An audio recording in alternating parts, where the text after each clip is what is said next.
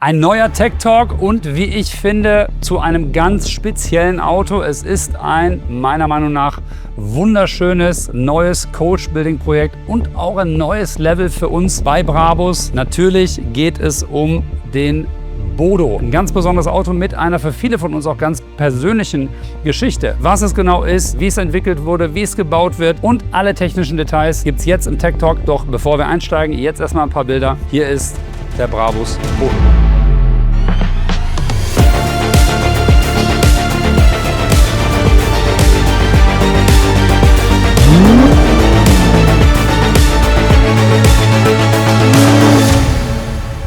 Einen echten Tech Talk, wie könnte das anders sein, mache ich natürlich nicht alleine, sondern wie immer mit unserem CTO Jörn Gander. Hallo Jörn. Hallo Konstantin. Wir sind an einem ganz speziellen Ort, Villa La Vigie in Toll. Monte Carlo, der alten Villa von Karl Lagerfeld. Ganz schreckliche Umgebung. Eine ganz wunderschöne Umgebung und auch mit einem ganz speziellen Auto.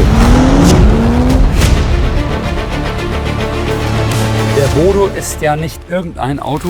Es ist das umfassendste Coach-Building-Projekt, was wir bis jetzt in knapp 50 Jahren Unternehmensgeschichte jemals gemacht haben. Und am Ende konsequenter Nachfolger der Coach-Building-Idee, die ja mit dem Brabus Rocket GTS gestartet ist. Richtig, aber es hat natürlich auch für viele von uns eine ganz spezielle Bedeutung und die natürlich auch im Namen erkennbar wird. Absolut. Ich sage mal, Brabus Bodo ist verpflichtend und Anspruch zugleich, deinem Vater gerecht zu werden und vor allem, und das ist, glaube ich, die Hauptteil der Geschichte, den großen Traum deines Vaters nach einem großen GT Gran Turismo mit viel Leistung und all der Souveränität, die so ein Fahrzeug mit dem Begriff GT prägt, umzusetzen und Realität werden zu lassen. Er war immer schon ein Fan großer Cabriolets, großer Coupés und ich kann mich an keine Zeit erinnern, wo er nicht davon gesprochen hat, irgendwann mal genau so ein Auto zu bauen, was Brabus komplett verkörpert. Auf jeden Fall, dieses leuchtende Licht, das geisterte immer durch die Diskussionen und Gespräche mit ihm, aber auch nach seinem Tod war es ja so, dass du erinnerst dich, wir das erste Mal in der neuen Konstellation zusammen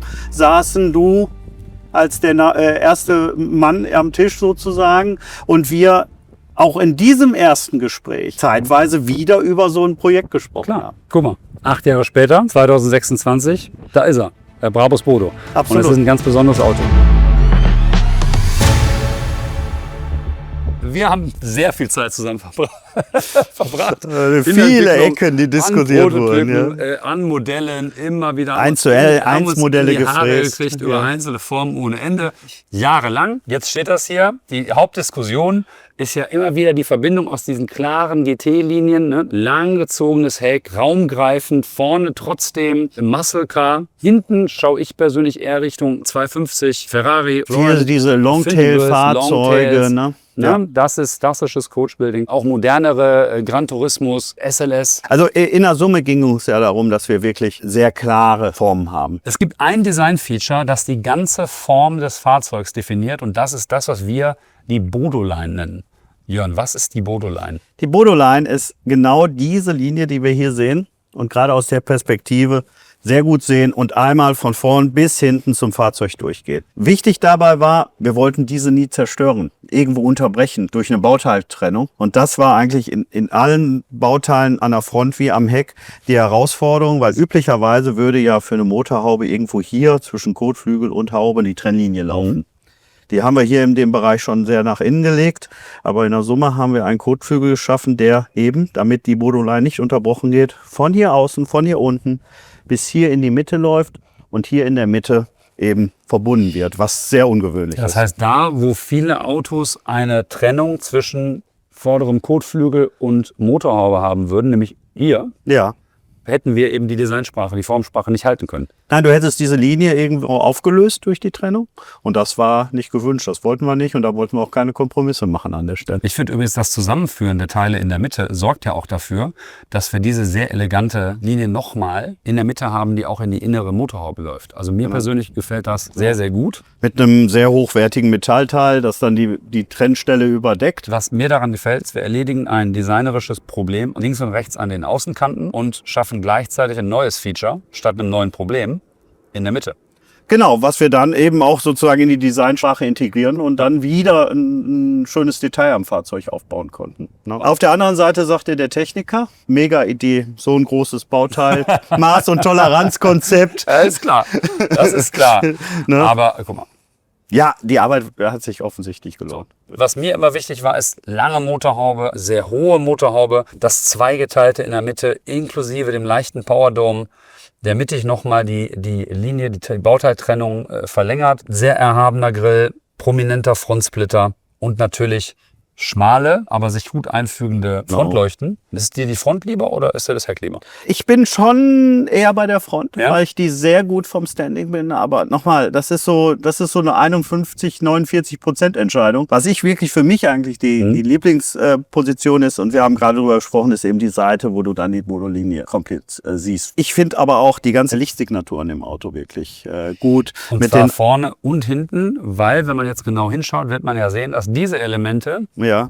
die man hier vorne sieht, hinten dann wieder zurückkommen. Genau, und hier auch diesen Look mit ein bisschen kristallinen Optik für das Tagfahrlicht, Positionslicht und Blinker, was wir ja hier in einer Einheit komplett kombiniert haben, diese Funktionalitäten. Was wichtig ist, natürlich auch modernes Auto 2026 mit LED-Matrixlicht, automatischem Fahrlichtassistent, also all diese Themen, die einfach heute einfach so ein Auto mitbringen muss. Das Erste, was ich sofort sehe, wenn ich auf die Front zugehe, ist, dass es natürlich eine komplette Kohlefaserkarosserie hat. Perfekter Faserverlauf im Bauteil, aber natürlich auch perfekter Faserverlauf über die Bauteilgrenze hinaus, was sehr, sehr schwierig umzusetzen Genau. ist. Wenn es in Sicht Kohlefaser ist, ist es deutlich teurer, weil wir diese Karosserie natürlich so aufbereiten müssen, dass sie am Ende so aussieht. Ja, nochmal, die Teile, die jetzt für sich Kohlefaserfahrzeuge verwendet werden, gehen ja nochmal durch einen ganz besonderen Selektionsprozess. Und das macht dann einfach den Prozess plus Lack auf Blau plus Finishing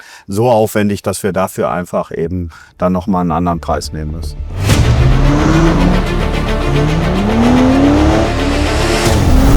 Lassen wir doch mal den inneren Ingenieur in der raus, denn entscheidend ist ja, was drunter steckt. Und das schauen wir uns mal an jetzt. V12 Biturbo, 1000 PS, 1200 Newtonmeter maximales Drehmoment. Fahrzeug hat einen Heckantrieb, Transaxle-Antrieb mit dem Getriebe an der Hinterachse. Topspeed 360 Kilometer pro Stunde und Beschleunigung von 0 auf 100 in 3 Sekunden. Das heißt, da steckt richtig was hinter. Was ich sehr spannend finde, ist eben die Einbauposition des Motors. Somit haben wir hier wirklich eine gleichmäßige Achslastverteilung von 50%, ganz genau 50,1 vorne. 50,1 vorne, 49,9 Hinten, also wirklich toll ausbalanciert das Auto, was der Traktion förderlich ist bei 1200 Newtonmeter und Heckantrieb natürlich immer eine Herausforderung. Das heißt, richtiges Drivers Car, Völlig. muss man mit umgehen können. Ich glaube, wir können sagen, ist was für Erwachsene. Ist was für Erwachsene, hat natürlich, ist aber in der heutigen Zeit alle die Sicherheitsgurte, die elektronischen, die wir so brauchen, mit Traktionskontrolle, ESP, also Fahrassistenzsysteme, die man heute erwartet und zu Recht auch erwartet, sind alle vorhanden. Lass uns mal hinten weitermachen. Gerne. Was mich fasziniert ist, egal wo du an dem Auto schaust, quer, längs oder auch in den Rädern, es passiert immer etwas in 3D. Soweit ich mich erinnern kann, die am meisten geschüsselte Felge, die wir wahrscheinlich seit der Monoblock 3 oder 4 in den 90ern mehrteilig gemacht haben. Erstmal ist natürlich genau diese Tiefe, die wir kreieren, die ist sogar noch extremer als die Beispiele aus der Vergangenheit, die du erzählt hast, weil in der damaligen Zeit hat man ja gerne auch mit dem Thema Tiefbett gearbeitet. Richtig, das haben wir gar nicht. Deshalb schön die Außenanbindung, aber stringent dann ins Zentrum reingezogen, um möglichst viel Tiefe zu machen und vor allem auch dadurch die unterschiedliche Optik Vorderachse und Hinterachse zu machen, weil die eben an der Vorderachse und Hinterachse unterschiedlich stark geschüsselt sind. Hinten leicht breitere Reifen als vorne, beides 21 Zoll. Ein typisches Brabus-Rad, auch wenn es exklusiv für den Bodo ist und es das so nicht für andere Autos gibt. Korrekt, genau. Es ist exklusiv in dieser Design für den Bodo. Vorbehalt, das hat aber die typischen Brabus-Designmerkmale bei Rädern, so würde ich es formulieren. Viele Designelemente wie die Zapfen hier insgesamt, das Layout der Speichen, die Zentralverschlussoptik an Räder wie die Mono-Z, ZV, die wir in den letzten Jahren gemacht haben. Das heißt, ZM, das ist ganz klar erkennbar als Brabus-Rad, aber eben eine weitere Iteration. Das war die größte Diskussion bei Brabus auf jedem Messestand. Die richtige Ausrichtung des Namendeckels, so dass das Brabus-Logo natürlich sauber... Ja, das ist nicht gerade. Das muss gerade sein. Nein, das Wichtigste bei uns war früher tatsächlich immer, die Logos mussten bei den Autos alle gerade sein. Absolut. Es wurde ausgerichtet ohne Ende. Das Problem haben wir nicht mehr. Genau, Ist immer gerade. Dreht sich nämlich in der Mitte des Rades nicht mit, sondern bleibt eben immer stehen. genau. Das haben wir neu, die sogenannten Spinner-Namenkappen, die sich automatisch ausrichten. Jetzt gibt es ja noch was anderes. Das versteckt sich hier oben. Eine der interessanten technischen Geschichten des Bodo. Was bedeutet dieses BB da oben? Das bedeutet, dass Continental mit dem Sportkontakt 7 Force, den wir hier auf dem Auto haben, speziell für unser Haus, speziell für den Brabus Bodo, einen Reifen entwickelt hat. Für die Vorder- wie für die Hinterachse. Und dann, wie man das auch bei anderen Fahrzeugherstellern hat, erstmalig für uns diesem Reifen eine eigene Brabus-Kennung mit BB gegeben hat. Das heißt, dieser Reifen wird von Continental exklusiv für dieses Fahrzeug entwickelt und wird dafür auch exklusiv gefertigt. Und deshalb auch die 360 km/h Spitze. Die 360 km/h Spitze und vor allem auch unser, ich sag mal, Zielkonflikt zwischen Performance und Fahrkomfort, überhaupt Geräuschkomfort, den Continental mit dem Reifen und dieser Konstruktion perfekt gelöst hat. Was vorne ja ein Luftauslass in der Haube ist, sind ja jetzt hier sozusagen der Luftdurchfluss unterm Spoiler durch, hinter dieser aktiven Aero-Element durch. Da hast du wieder ein Designelement von vorne nach hinten auch übertragen mit entsprechender Adaption. Und genauso ist es auch bei der Finne. Genau. Dann da vorne das Mittelteil, das ist die Zusammenführung der großen Kotflügel, die man eigentlich gar nicht Kotflügel nennen kann. Also Frontteile links, rechts und den Mittelstäben, auch der findet sich jetzt hier wieder. Das, was wir vorne gerade gesehen haben im äußeren Bereich der Scheinwerfer, ist natürlich inspiriert von den einzelnen 3D-Leuchten hier am Heck. Jetzt haben wir hier ja verschiedene Funktionen. Wir haben hier eine kombinierte Funktionalität. In der Basis immer das Rücklicht halt, das die ganze Einheit abbildet. Im unteren Bereich die 3 sind dann zusätzlich noch Bremslicht und hier oben die 4 kombinieren dann auch noch den Blinker dazu. Als meine absoluten Lieblingselemente am Heck des Fahrzeugs sind die Einzelbuchstaben BAA, BUS, einzelne Buchstaben in 3D, die aber durchscheinend sind. Ja, es ist moderne LED-Technik, die eben in die Funktionalität des Rücklichtes mit integriert ist. Das heißt, dann, wenn das Rücklicht an ist, ist der Bravo-Schriftzug auch beleuchtet und bringt dann natürlich dann in der Nacht auch wirklich nochmal ein schönes Leuchtband, das man von der Ferne nicht ganz genau sehen kann, aber je näher man dann kommt, deutlicher das Brabus wird. Ich habe 2 andere Favoriten hier noch am Heck, wie du natürlich auch, den Bravo-Schriftzug. Das ist zum einen die Endroblenden hier, die aus Titan bestehen, 3D gedruckten Titan. Das heißt, die ganze Geometrie wird hier auch für jedes Kundenauto als 3D-Druckteil in Titan ausgeführt. Das ist auch schon wirklich sehr besonders. Und das nächste Highlight für mich ist natürlich auch dieses Bauteil hier, Teil der aktiven Aero. Das heißt, wir haben hier einen Heckspoiler, der je nach Geschwindigkeit und je Fahrsituation in verschiedenen Anstellungen, Winkel ausfährt und auch in der höchsten Anstellung eine Airbrake integriert hat. Das heißt, bei bestimmten Geschwindigkeiten, ab einer bestimmten Verzögerung, fahre ich in einen extrem hohen Winkel rein, der maximalen Abtrieb und damit eben auch Fahrstabilität beim Bremsen unter hohen Geschwindigkeiten sicherstellt. Das heißt, es ist ja ein Heckspoiler, den man nicht sieht, aber er wird komplett durchströmt, sorgt für Abtrieb, ist aber natürlich im Standardmodus komplett eingefahren und kommt erst hoch, wenn er noch mehr gebraucht wird als jetzt. Genau, weil da über den Ansteigwinkel wir natürlich jetzt den Abtrieb nochmal erhöhen können. Und hier war es einfach auch wichtig, dass im Stand des Fahrzeuges eben die von dir ja schon so oft rausgearbeitete Linie nicht gestört wird durch ein aerodynamisches Element. Hier oben findet sich jetzt nochmal als letztes Element am Heck, was wir diskutieren können, ein ganz besonderes Logo.